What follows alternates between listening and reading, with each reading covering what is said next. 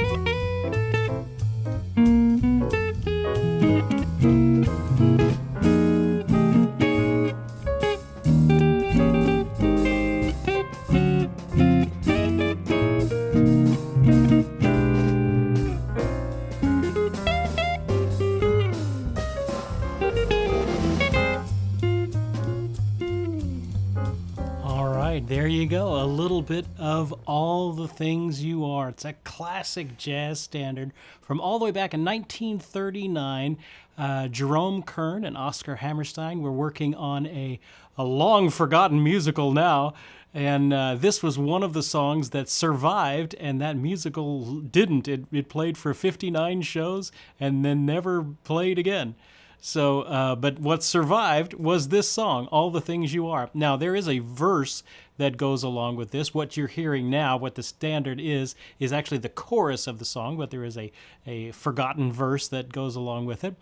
Now, here we go. For this song, this is probably one of the more complicated songs that in the repertoire. Okay? It's not 16 bars long. It's not even 32 bars long. It is 36 bars long. So, and it goes through several different tonal centers with chords changing almost every bar of the song. So don't let that be too intimidating for you. Just understand this is when we're not always going to do something complex. This just happened to be a complex one that we got into. It's in the key of A flat. So if you look at the music in the real book, which is pretty much the same as the melody with tab version in your PDF, then that's where we're going to start. So make sure you have downloaded the PDF that goes along with this, because that's what we're going to be referring to. So on the track, you will hear an intro. This. Okay. Typically, the guitar does not play that. Typically, that is just the bass and the piano that play that. So I have it written in the page 1 of your track, but don't worry too much about trying to keep up with that. That's just the intro of the song. How the song form goes on the play-along track that is included. The play-along track will have the intro, which is 4 bars that's repeated twice. Then you have the chorus and the bridge, kind of an A, B, and then an elaborated A for the ending. Okay, that's going to be repeated 4 times. So that whole cycle is going to be repeated 4 times on the track. And then we use the outro is the same as the intro. So, and we do those 4 bars repeated again. And that's what it is on the track. So, and that's typically how you would play that in a club. I played lots of different jazz gigs with that, and that's typically the form of this song when you're doing a club. You play the intro, you play that 36 bar AAB altered A song version of the song, and then you go through solos, and then you play the melody again, do the outro, and you're done. Okay, now the track is pretty fast. Okay, so the track is 185 beats per minute. That's really fast. Okay, so I gave you 2 different options there at the bottom of page 1 for YouTube videos. So for the rest of this song lesson, we're going to be actually listening to the slow version of the YouTube track. So I gave you a YouTube track that's medium, about 140 beats per minute, and I also gave you one that's slow. So when we hear examples during this video, we're going to be using the slow YouTube version of it. Okay, so that's basically the form of the song. If you really want to get into some fascinating versions of this song and why it works, check out the Wikipedia link that I include there in the PDF for All the Things You Are. It is a fascinating dive into the chord progressions of this song. So let's take a look at that for just a second. The chord progressions. Here's basically what's going on. Once you have the chorus portion, the head, they call it on the real book version of it, On the everything that's in the lesson PDF, I don't include that intro because we'll never play that. You'll never refer to that intro again. So it's just mainly the melody is what I'm looking at. Okay, so what's interesting is that you have the first 8 bars is this, progression in the key of A flat, and then it goes the last 3 bars of that to the key of C, and then it does the exact same progression but down a fourth, a very odd little twist. To do the same A section again, but down a fourth. So instead of an F minor, and the third line, it starts with a C minor and goes through there. And so you have the same 2 tonalities, except this time they're in E flat and then in G. Now, when we get to the bridge in line 5 with the A minor, D7, that's a 2-5 in G.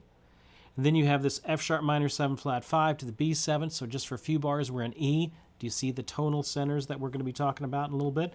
And then the last section is the beginning again with the F minor, and then it spins out a little bit differently. Okay, so let's talk about the melody and where you would play it at. So take a look at page 2. The range of this melody is pretty wide, but typically you can play it low or high. So I wrote it in both. As written, you would be playing it kind of in the 3rd, 4th, 5th position. I put the circled numbers there are the fingering notations. So I put fingering notations in here as well. So that F minor starts on the A flat. We're in the key of A flat, so you've got 4 flats. B flat, E flat, A flat, and D flat. So you always have to keep that in mind. Starts with the 2nd finger on that A flat, 2nd finger on the D flat, 1st finger.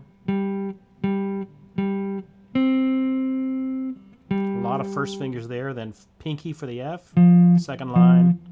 Now here, we go back. We had been in the 5th position. We're going to switch back to the 4th position to catch this B natural, and then right back again to the 5th position to catch this F to the E. So we're pretty much staying in this 5th fret, 5th position area of the guitar. Okay, we go the 3rd line, E flat, and then 2nd finger on A flat, 1st. Do you see how it's getting pretty low?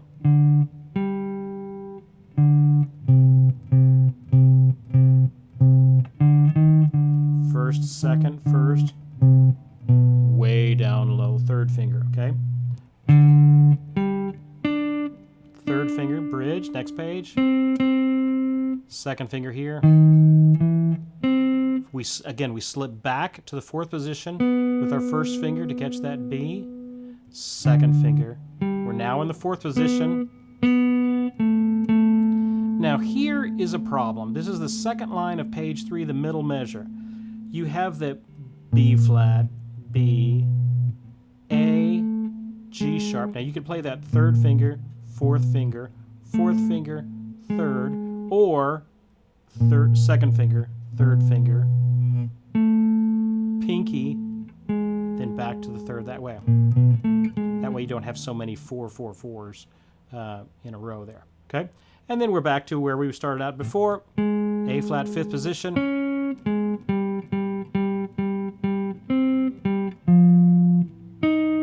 Pinky on that high E flat. 2nd finger, D flat. 2nd finger. Triplet, quarter notes, da, da, da. Okay, now here, we're going to shift to the 3rd position with our 1st finger. So I play the G with the 1st finger, F with the 1st finger, 2nd finger. That sets me up to play that high F there, G, A flat. Okay? All right, so we're going to turn that track on again, and I'm going to play that melody as written for you. A 1, 2, 3, 4.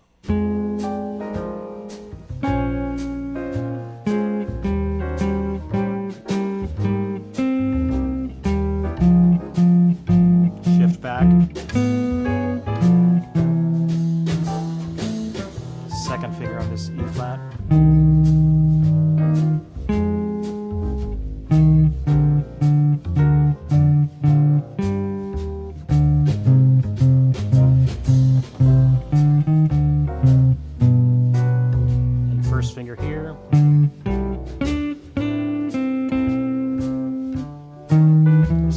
here. Then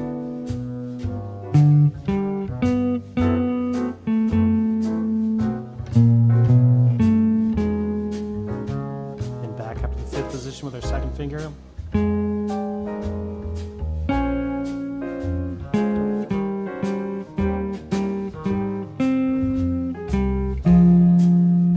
High E flat. Triple lip. Shift down.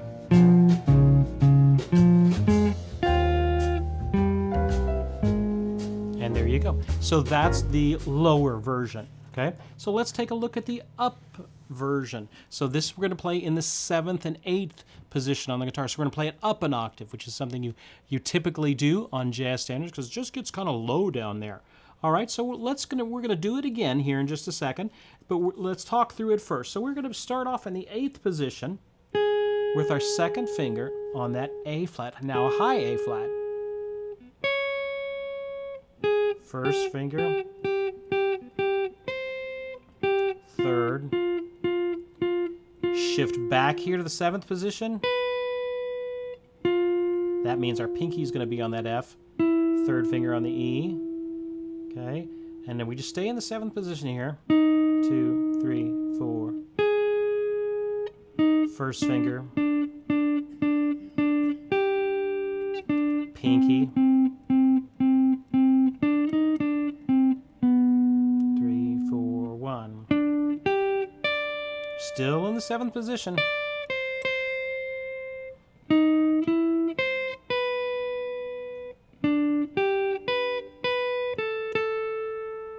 Second finger, 3rd finger, pinky, 3rd. Now we're going to go back to the 8th position, back to our 2nd finger. Just like before.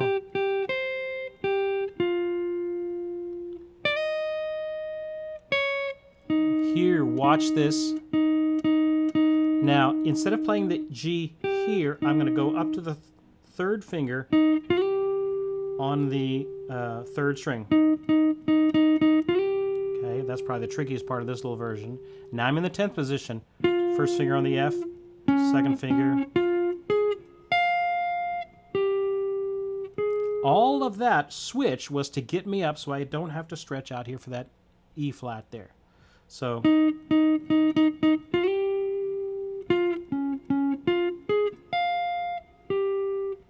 all right, so we're going to turn that track on again, and I'm going to play the melody now up an octave. You try and play it with me if you want. 2nd finger on the A flat.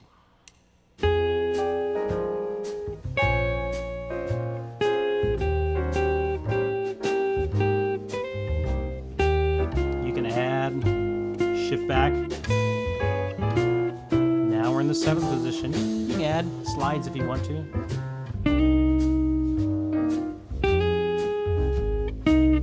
Change the rhythm up. Very jazz.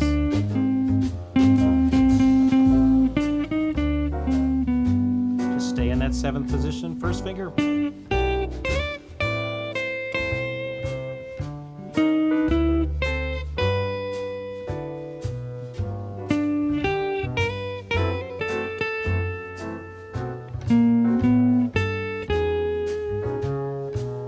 Now we switch the 8th position, 2nd finger.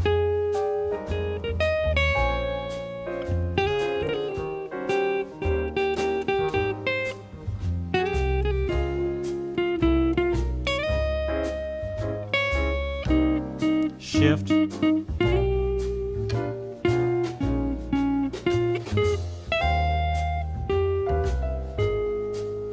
There you go.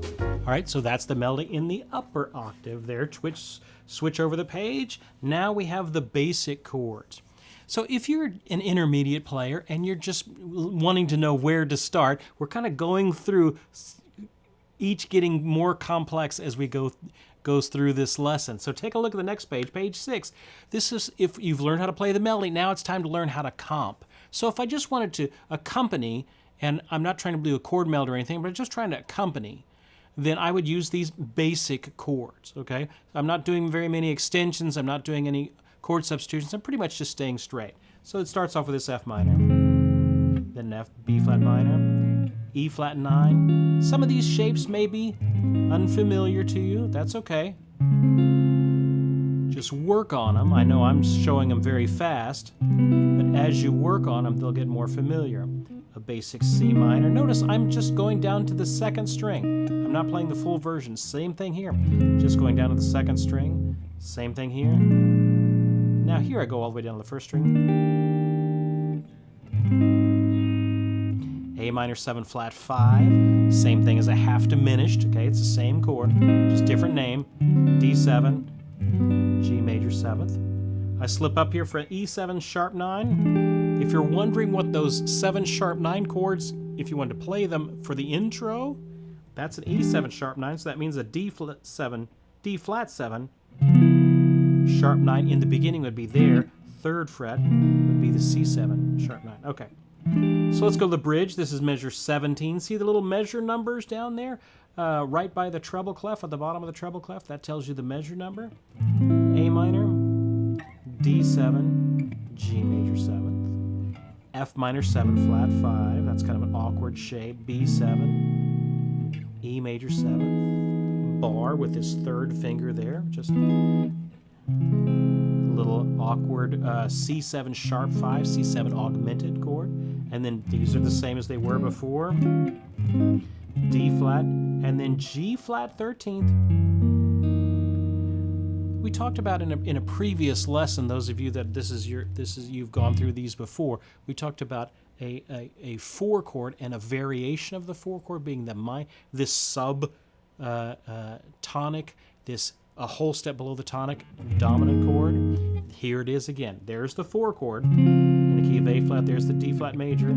Here's the subtonic, that G flat 13th, C minor 7th. Walking down, B diminished. I'm going down from a C minor to a B flat minor, the last line of page 6. What's a good chord to get when I'm going in between chords? I slap a diminished chord in there. That's where that C minor to the B diminished, to the B flat minor 7th, to the E flat 9, to the A flat major 7th. And then you have this little turnaround, which is in parentheses. So when I repeat the song, I would play those chords. Now when I'm ending it, I would just play that A flat and be done with it. But if I'm going to repeat back to the top, like for solos or something like that, then I would use those alternate chords to help me get there. All right, so let me play that with our track. Okay, so we're going to start up our track again, and I'm going to play those basic chords. You can do a chunking rhythm if you want to. You could make up your own rhythm. Here we go. You try and play it with me.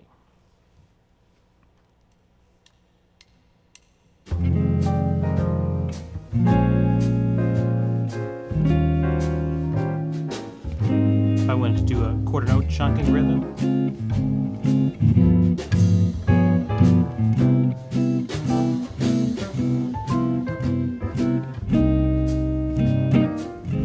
If I wanted to make up maybe a rhythm, I could go.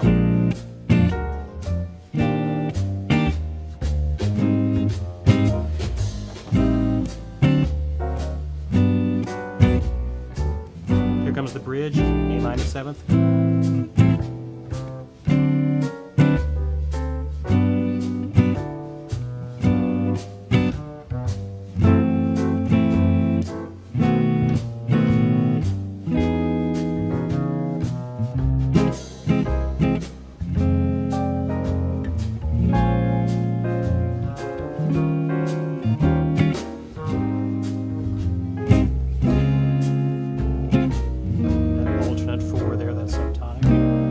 That diminished chord. Remember, we can go up 3 frets on a diminished chord.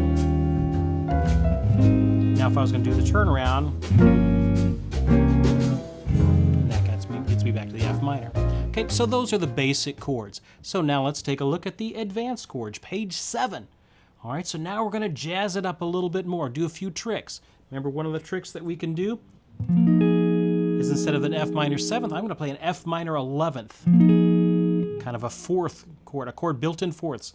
F, B flat, E flat, A flat, all of those are a 4th away from each other. It's a very open sounding chord. Another trick I can do to create movement is just to wobble the chord back and forth. Then I have the B flat minor, E flat 9, And now I give a little passing note, E flat, E7 flat 9, and then it augmented there. Okay, so do you hear that little line that's going down?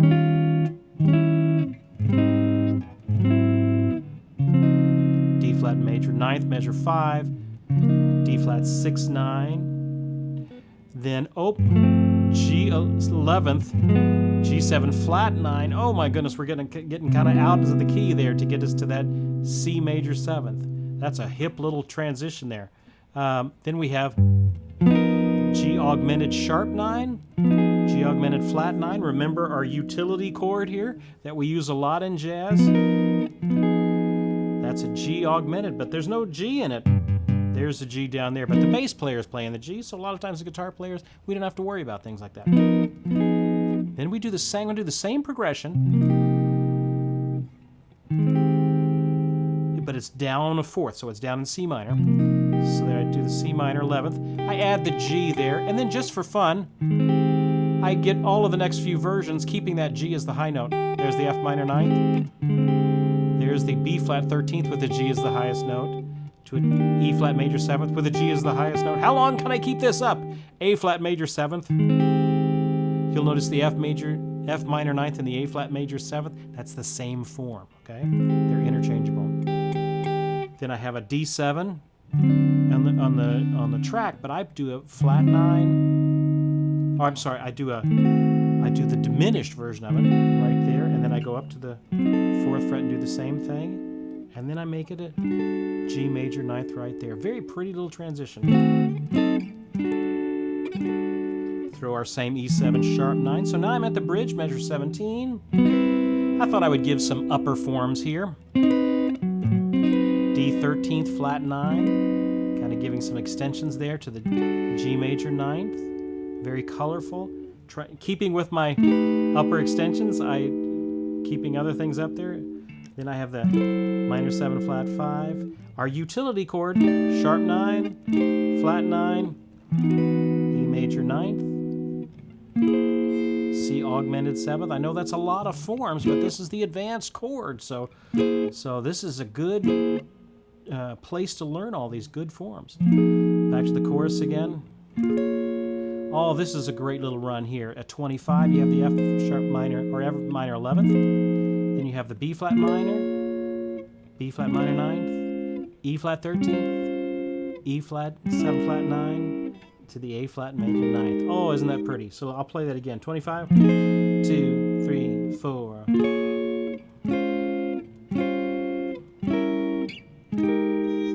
Very good sounding progression. D flat major 7th, then the G flat 9, 2, 3, 4, C minor, and then instead of a B augmented, I kind of did our magic chord. You've heard me talk about the magic chord. That'll get you a half step above any chord. I thought we'd throw the magic chord in there before that B flat minor 7th. Then E flat 9, E flat 9, A flat 7, G augmented, G minor 7 flat 5, flat 9. Ooh, all kinds of great colors in there. Okay, we're going to put the track on, and we'll see if we can play those.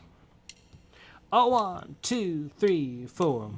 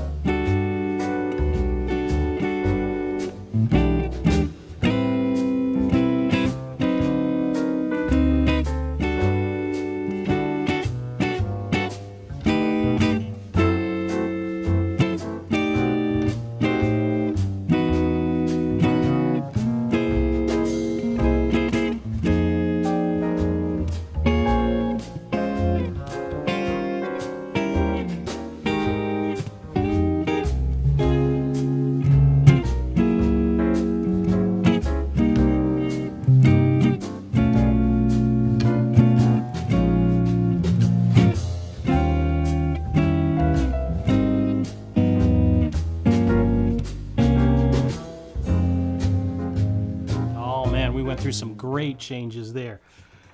And I hope you understand kind of the methodology, the thinking I was going between those sort of changes. Flip over the page. So let's get to the lick of the week. I tried to include a jazz lick for each of these lessons, and this one we've taken it from various places. This one is a lick from the great jazz guitarist Joe Pass. There's a version of him. I'll try and include that on our jazz Facebook page.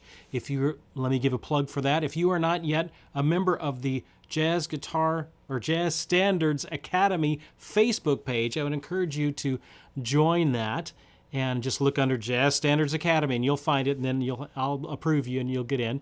And then there's a lot of good communication happening over there, people putting up videos, and I'll give little tips and things over there as well. So that's a lot of fun. So if you haven't done that, then check that out.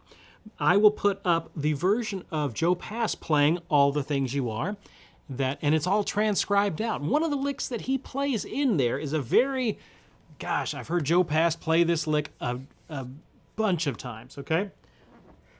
It's a 2-5-1 lick. It starts on the 2, it goes to the 5, and then resolves to the major 1.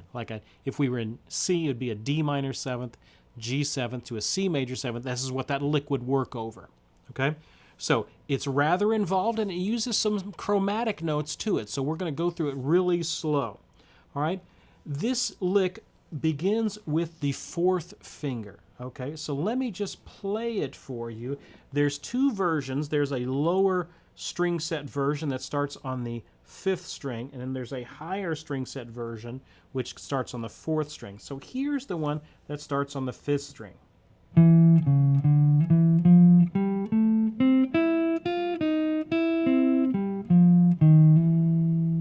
You go, going over the D minor 7th to the G 7th to the C major 7th. I'll do it one more time. 2, 3, 4.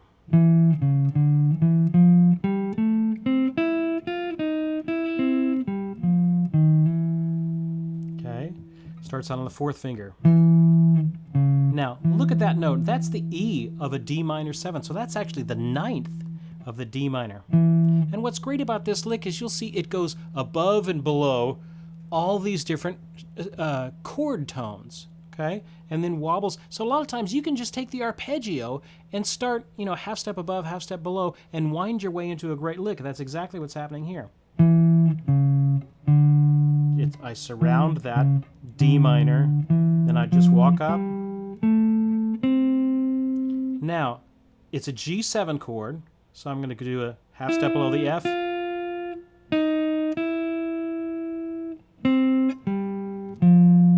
G, F, E flat, hammer on to the E natural of the C major 7th.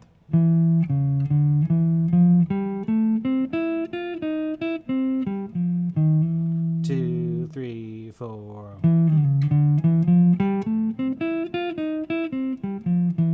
2, 3, 4.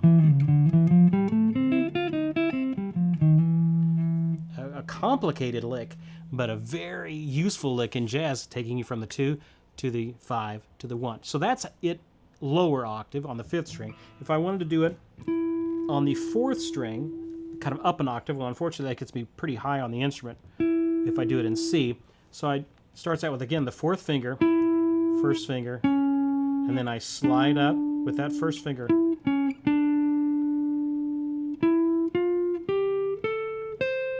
Now the fingering is slightly different here. So the E to F, E flat, E, all with the 1st finger just sliding back and forth. Okay, so all together.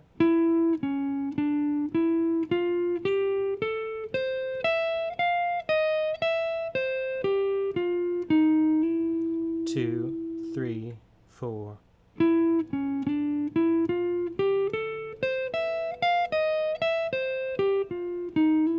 2, 3, 4.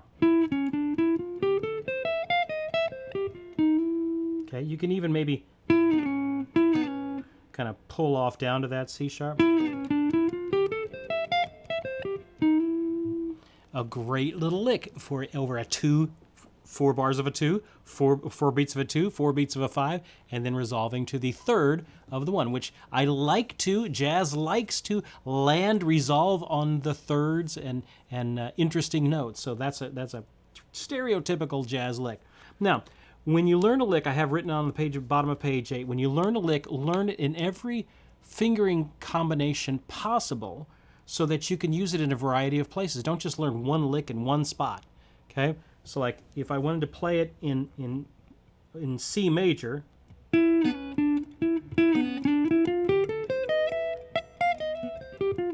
me try it again. That's in C. Okay, well, what if I wanted to play it in B flat major, okay? Then I needed to start on the 9th of the C minor. So I would just practice that lick up and down the neck until I can play that where my fingers know what to do. That way, when I see it and I'm in a place and I want to use it, then I've got it underneath my fingers. All right, so let's talk about that. So if I'm in All the Things You Are, there's about 4 different places that I could put that lick. All right, so the first place I could use it is in measures 2, 3, and 4.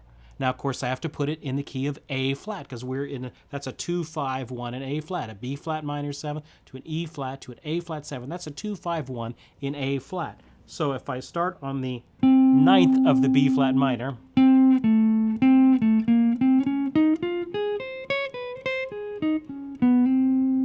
I could put it in measure 2 through 4. Okay, so we're going to start the track, and then we're going to just play a few measures, and then I will talk about the next one.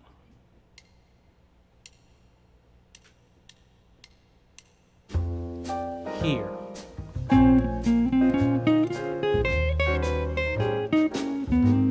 Do you hear how nicely that worked? Okay, now the next place you could use that is in measures 10 through 12. Okay, I do a 2, 5, 1 in the key of E flat. Okay, this would be basically the third line, okay, the second through the 4th measure of the third line, okay, and so there it is. I do it in E flat, so I have to start on the G of the F minor.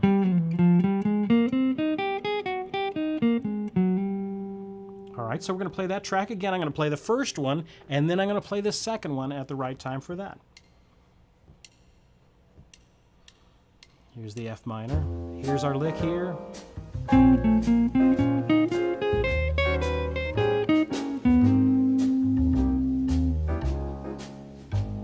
Goes the G7, C major 7th. Okay, get ready. 1, 2, 3, 4. I played it in the wrong spot. We're gonna try it again. One more time for me. I slipped in on that C minor when I was thinking, when I actually should have come in on that F minor. All right. What are some of the things you have to deal with here? We're gonna try that one more time. Because you have to remember it comes on the second bar.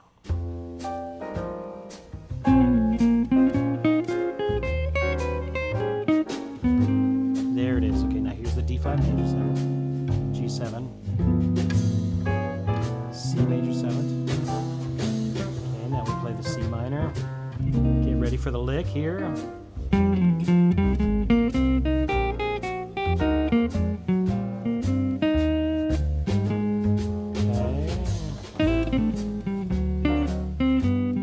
If I wanted to play it here, I have to start on the B.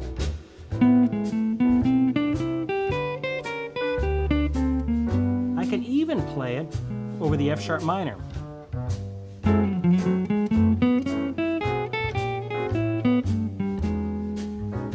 Okay, so that's another place you can play it. So if I keep it going.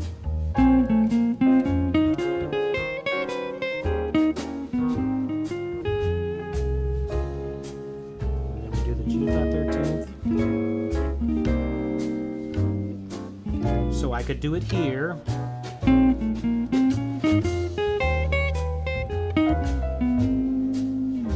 Okay, so just some ideas of where you could put that lick. Okay, you got to remember it comes on the if it's a 4-bar thing, don't make the mistake that I did and start on the first bar of that. Okay, so there's the lick. And we played it in all 4 of the appropriate places there in all the things you are. Take a look at page 10. Page 10. Sorry this is going so long.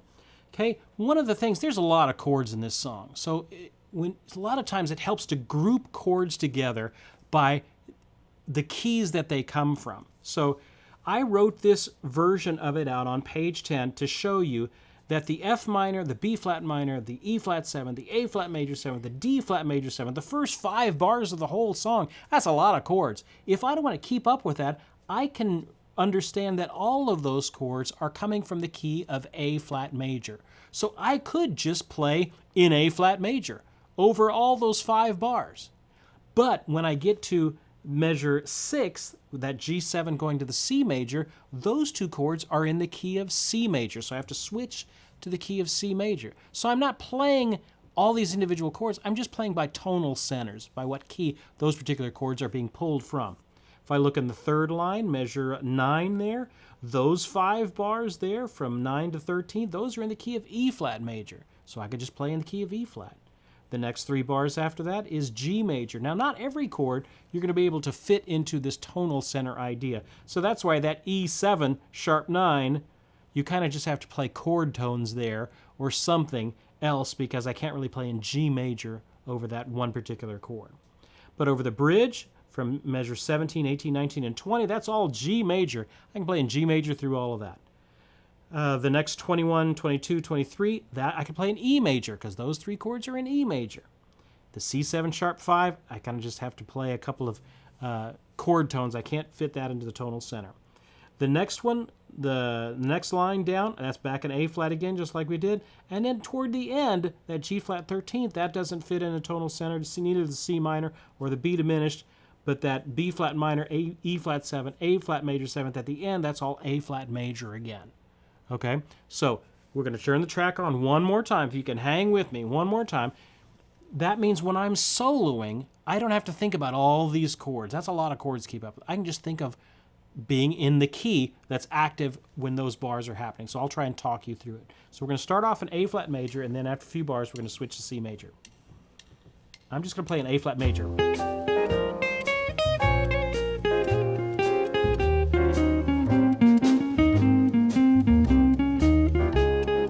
Now I switch to C major. Now I'm going to switch to E flat major.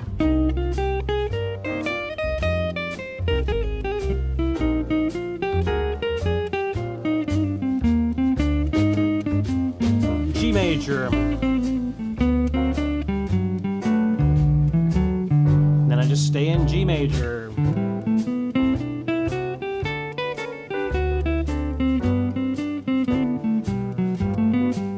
Comes E major. What if I did a pentatonic?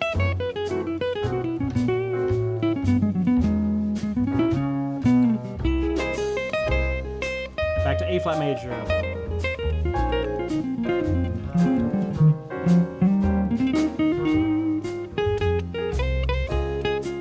I just have to play something else. Remember, if I stay close to the melody, A flat major. All right, so there you go. So it's just a different way of approaching the solo.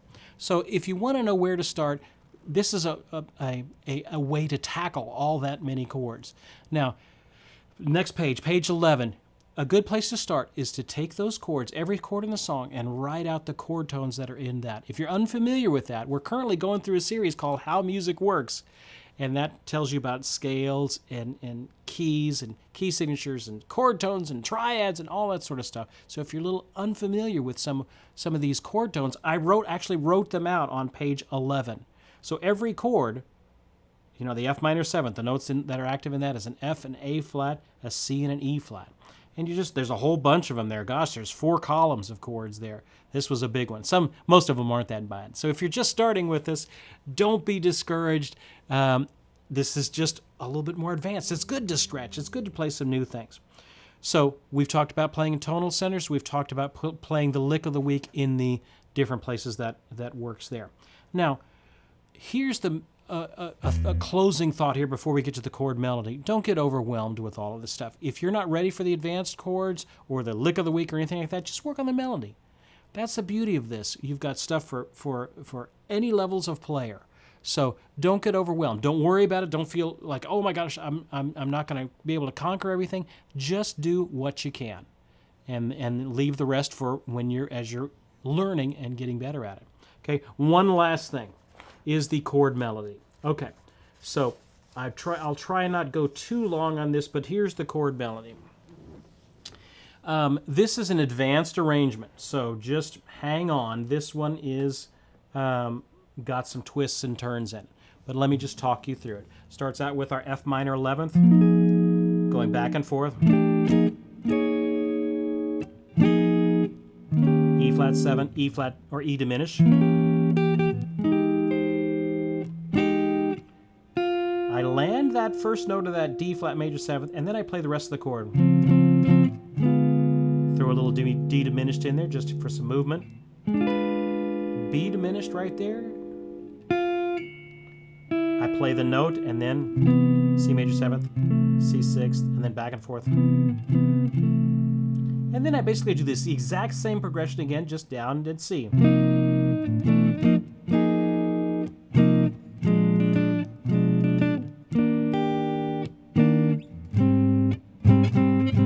flat major 7th, A minor 7 flat 5. Instead of the D 7th, I did a D augmented 7th. Ooh, kind of twist the ear a little bit differently. Just to create some more movement. I slipped down to the 6th there. Then I did octaves. Look at those little V's, those little rooftops on top of those notes. Those are accents in jazz. That means you really punch those. Coming into the bridge, instead of doing the A minor, I did an A minor flat 5 with this little 11th. Instead of a D 7th, I did a D 7 flat 9. G major 7th. And then back and forth just to create some movement. Oh, very hip arrangement there of F sharp minor 11th. I'm playing just the top to the B augmented there. Again, I do the same little trick, hitting the note. And then back just like we did before. Both of those are fourth chords, okay? Chords built in fourths. Okay, back and forth.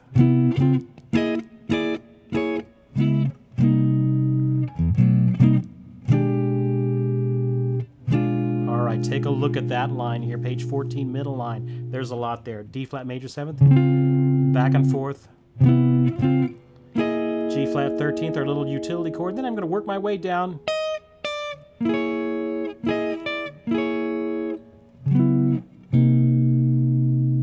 Back and forth. It's an E7 with a B in the bass.